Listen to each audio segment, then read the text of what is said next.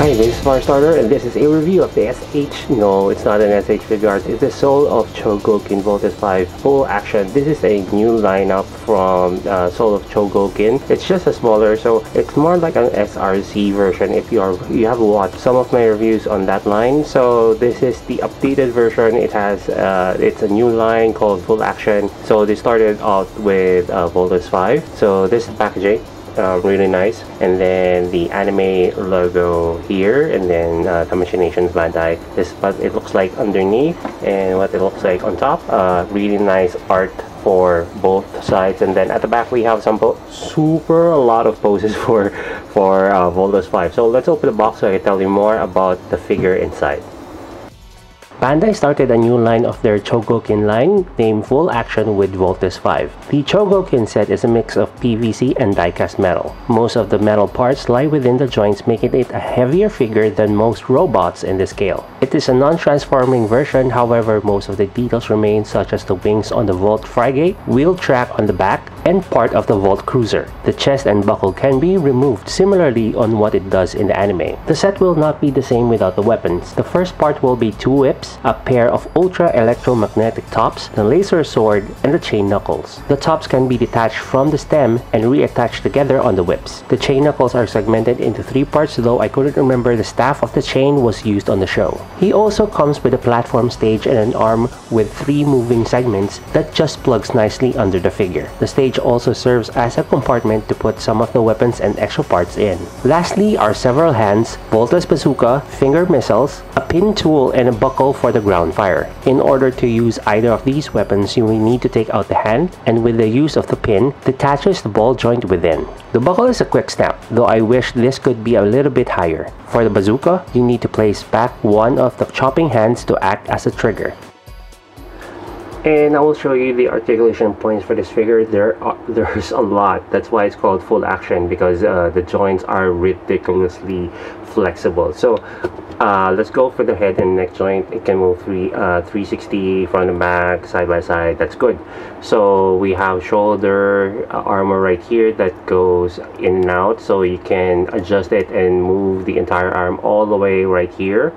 And then other than that, the entire shoulders actually can move forward like so.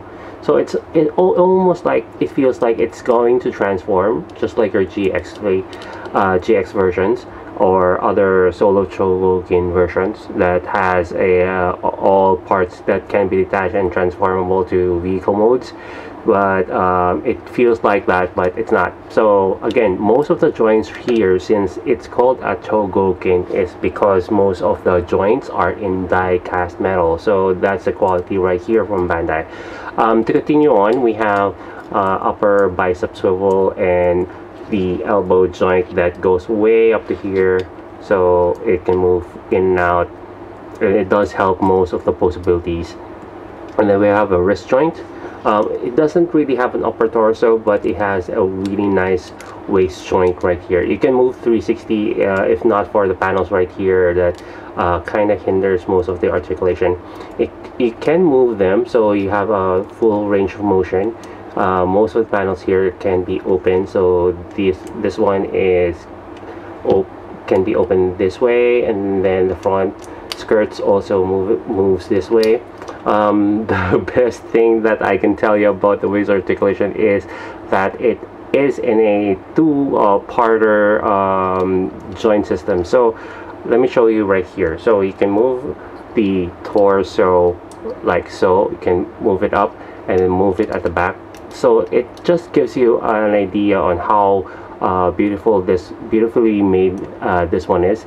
You can see the mash between plastic and metal here. So in terms of moving the torso and the waist front and back, it will definitely give you that nice pose or slashing feel to it if you are into toy photography. So again, the panels do move from these to allow leg articulation. I'm just giving you an example. So you can move this one up, so you can move the leg all the way here. It can move also to the side all the way up to here, and then we have double jointed knees, and you can bend all the way up right here. And this ankle joints right here are also loose, so it's nice to have these on the figure because it allows you to have more possibilities on both feet. And then we have swivels right here for the leg as well, and some parts that I don't think that needs to be movable, but again, it's a good thing it's there. So we have the tracks right here that goes in and out. You can adjust it just in case you want to you want to extend this all the way through. So those are things that you need to know about Voltes 5 in full action. The GX-79 full action Voltes 5 is not meant really to become a transforming robot because, as the name suggests, it is meant for collectors who want a version with the maximum potential on articulation. Something has to give if one chooses the other. Colors will not be consistent, especially on the joints, since these have been replaced with die-cast parts. For articulation, I've managed to put this into its limits without breaking any panels. However, I would recommend to be extra careful on skirting around the waist, as these has the tendency to knock together and in most cases lock in awkward positions. Overall, you'll definitely have fun with this version. And that is my review of the GX-79 Solo Chogokin Full Action Voltes 5. If you want to know the possibilities for this figure, do check out the photos at the end of the video, and don't forget to like, share this video, and subscribe to the channel for more toy reviews.